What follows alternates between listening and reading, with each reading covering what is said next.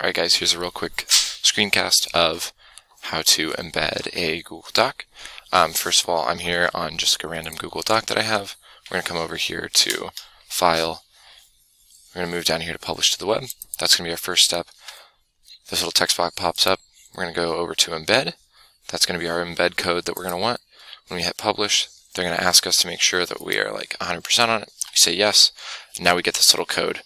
So you can hit Control-C, you can right-click copy, whatever you need. This is the code that you're going to need. Make sure that this is the embed code and it is not the link. So once you have the embed code, you have it copied, you're going to come over here, come over to Wix or Weebly. I'm doing this on Wix.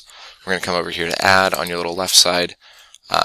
Once this box pops up, down here at More is where we're going to find our HTML frame.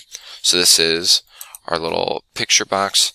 We're going to want to make sure that we have it set on code, not on website address, and then that code that we copied off of our Google Doc right here, we're going to paste right into here. And then we're going to want to size this up a little bit differently. So we're going to hit Apply. We're just going to see that it's pretty tiny. It doesn't really make a lot of sense. So we're going to come in here, and we're going to edit this right under Frame. We're going to come down. We're going to say width equals 800. We're going to hit enter, and then we're going to say height equals 500. And then we're going to hit enter again.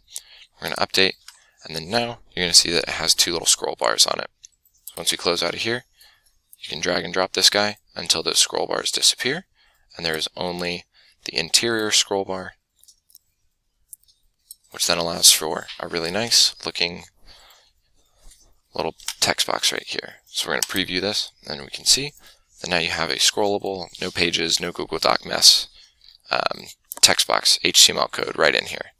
So if there are any questions on that or any troubleshooting things, please feel free to reach out. But otherwise, that is how you put your embed code in.